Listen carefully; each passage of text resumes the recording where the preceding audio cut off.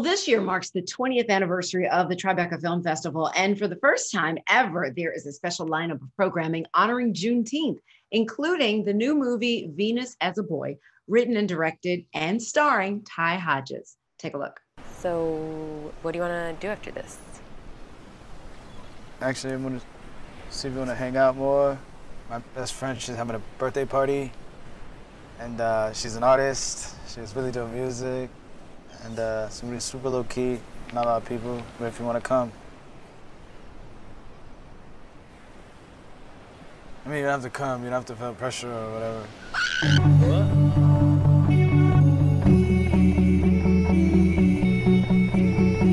Show, how you doing? I'm good, how are you? You good? I'm doing good. all I'm right. thankful. Yes, I'm alive. right? I'm excited.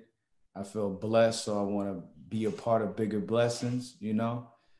And I'm just thankful. Thankful to be here with you. Thankful you know, that you saw the movie and you connected with it and vibe with it. And so I'm here for you. I love What's that. up? I love that. So let's talk about this movie.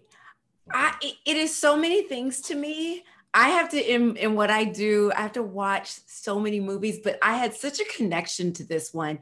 The cinematography of it, first of all, it's not just a film to me. It seemed like a piece of art. Was that the intention? Just tell me overall your intention with this movie, and then we'll talk about the story. Word. I think it was. I think for me, the way I create is always from like, you know, inspired by people, inspired by life. And I think when you see us on screen, a lot of times, like men of color, like we don't get that permission to think of art first and think of colors and think of patterns and think of texture. And so my approach for this film was completely that, like, how does this world look to me?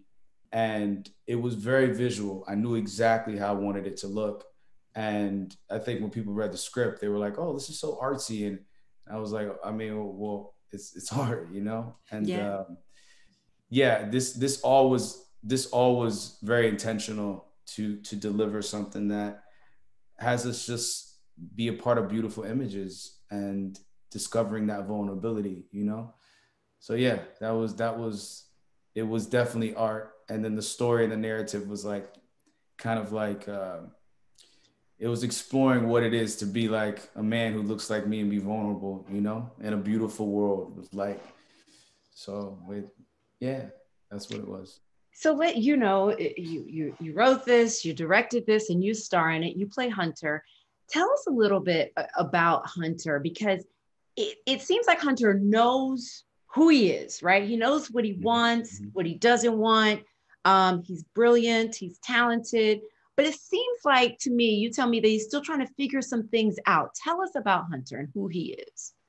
Yeah, Hunter is definitely strong and aware, but he's figured it out. And he's doing that on screen in real time. And I think, you know, when I was showing up as Hunter, he was like alive in me, you know, like I'm still getting that dude away, you know, because he's a little bit more insecure than me and he's not as sure and he's not as confident. The thing is, he's searching through his vulnerability. And so Hunter for me was very present.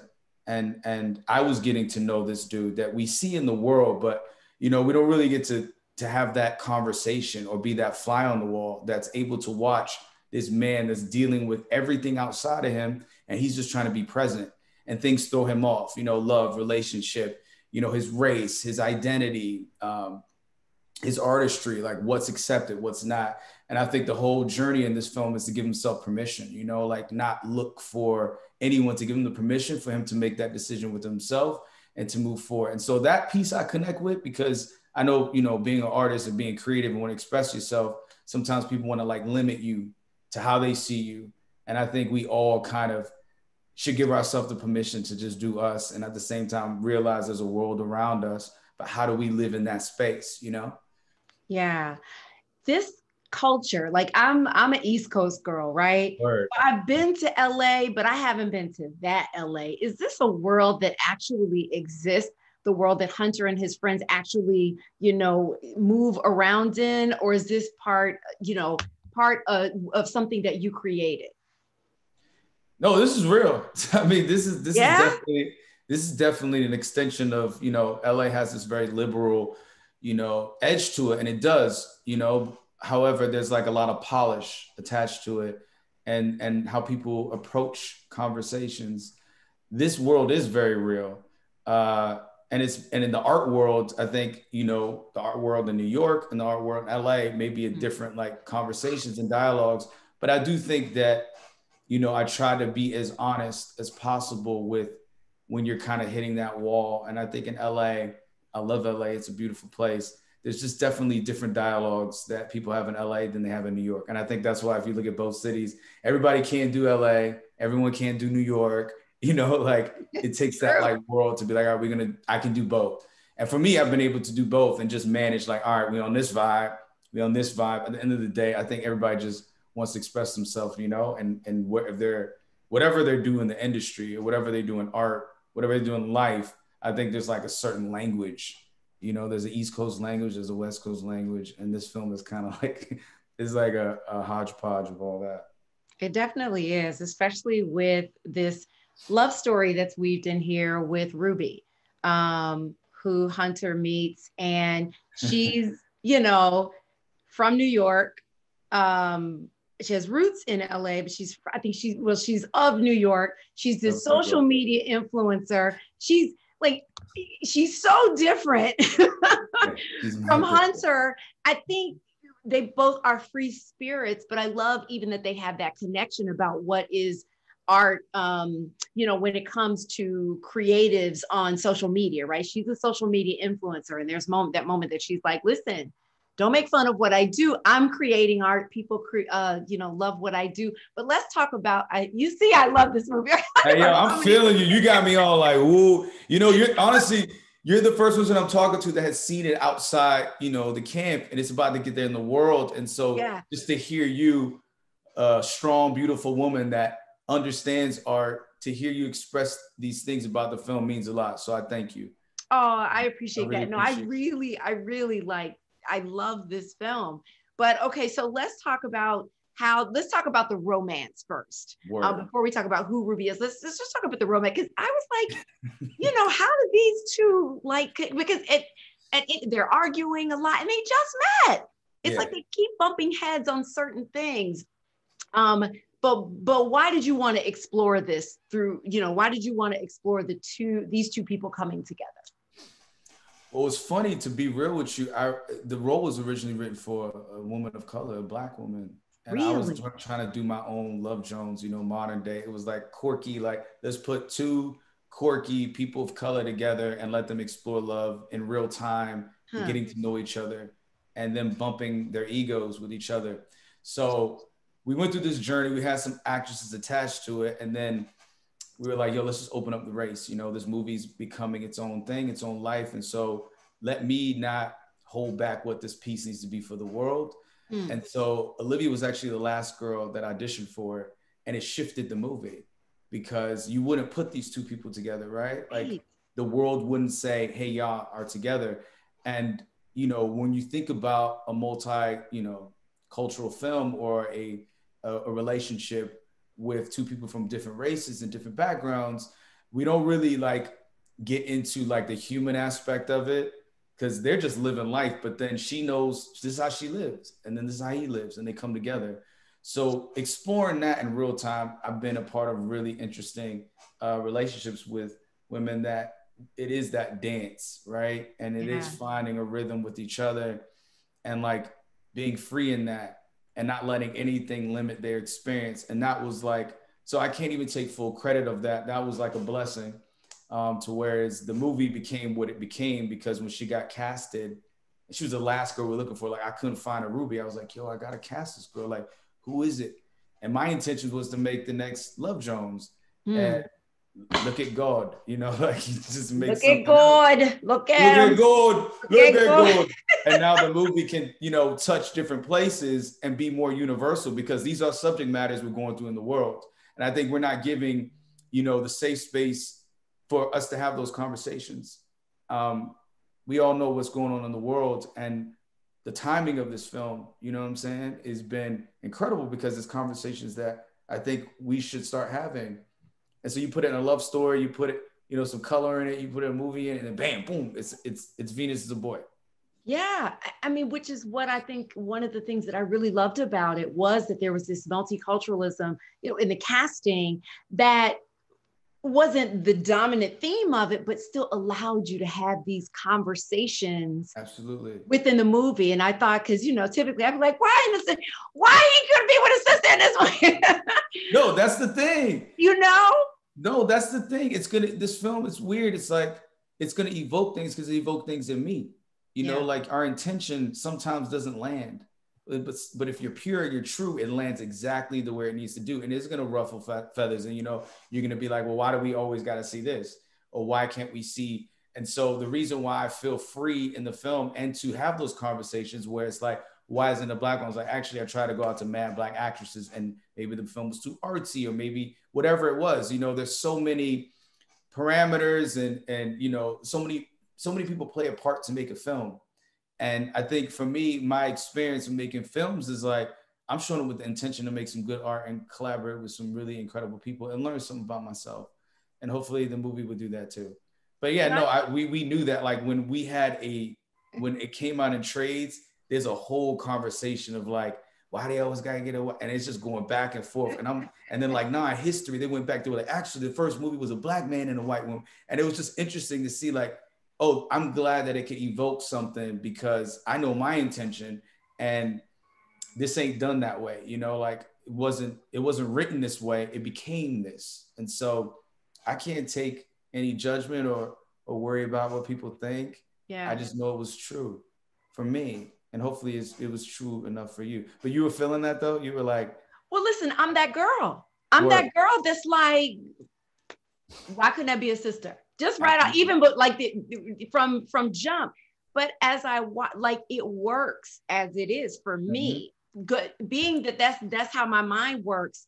When I watched it, I was like, I love this because I love how it played out. I love the conversations that were had, and I love the way, that it wasn't forced. It wasn't like we have to settle this debate right now, like the whole gentrification conversation.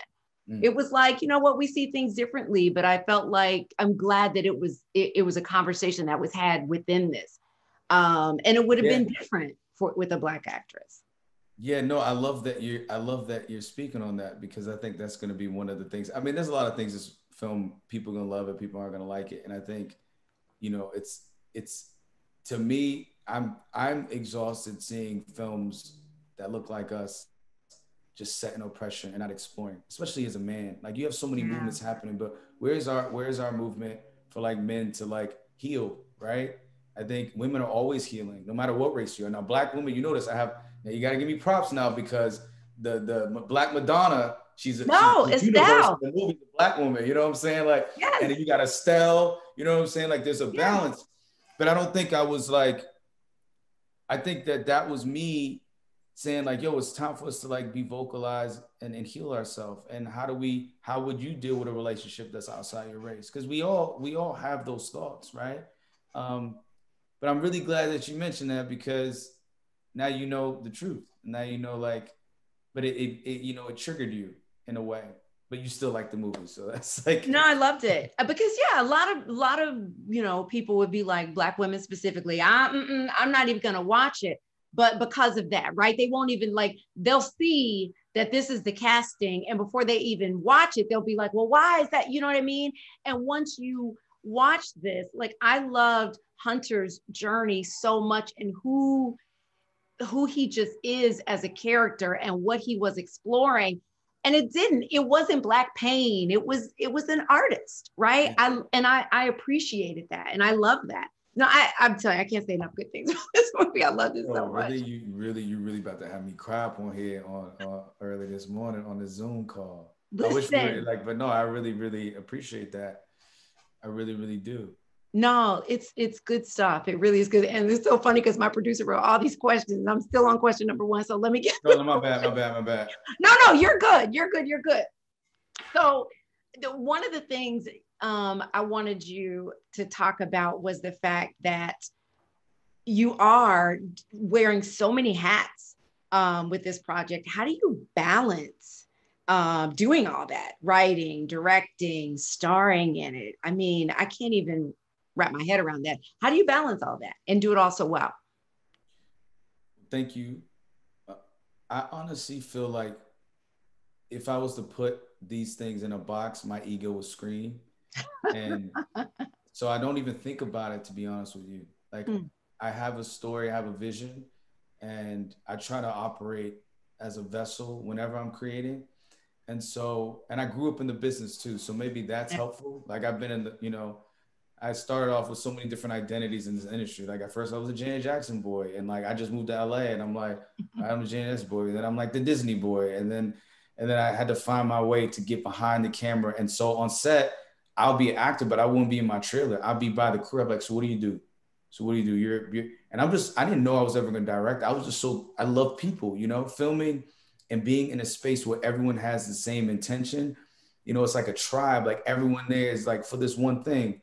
And so for me, it was always like, I had so much humility and so much gratitude and so much like, of course, when you battle your ego when you're acting, because you're kind of showing up. But to be honest with you, to answer your question short, it's like, I don't put it in those boxes. There's some films where I may just produce. There's some films where I may just direct. Certain films I may just act.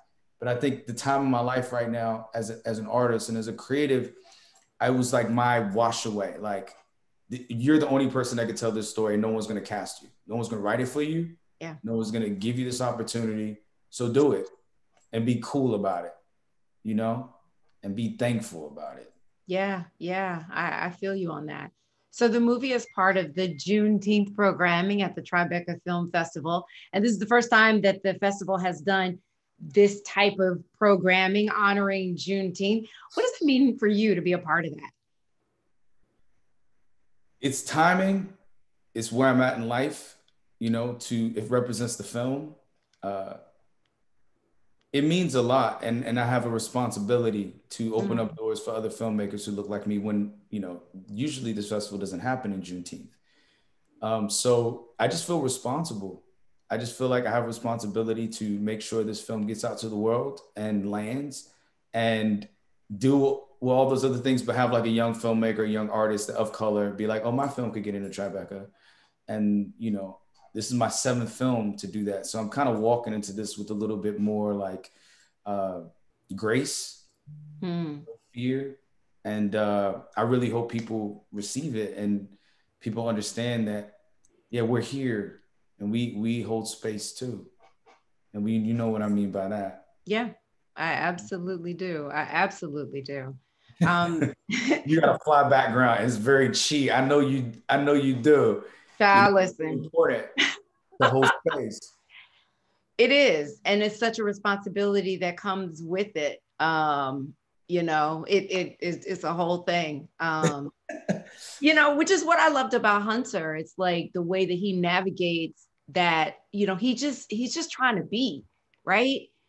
He's just trying to be. But everything, that's a part of society, like you said, kind of interferes with him just trying to create. Freedom and liberation. I know me and you like gonna get a coffee and be like, when next time, part 2, we're gonna do it. No, but I mean that liberation, it's important. And we all want to be liberated and we all don't want to be put in a box. So when the world's telling you, and I think in Hunter's journey, it's like everyone's telling you you're this. And Ruby's being the realest one. Like, I don't know what all this is about, but I'm gonna do me. And then we're able to see, I don't want to give too much away, but there's one scene in there where, you're hearing all this stuff about, I don't want to give it away, but that scene was one of the realest scenes, and we had to do it 2 days because I was like, it's not, we're a low budget film, so low budget to big films, Yeah. So you're right. You're absolutely right about that. The navigation. Wow. Yeah. So, okay. So I got to ask, now that this one is out there and the world will get to see this film, what is next for your production company, the Lost Ones production company? What are you working on next?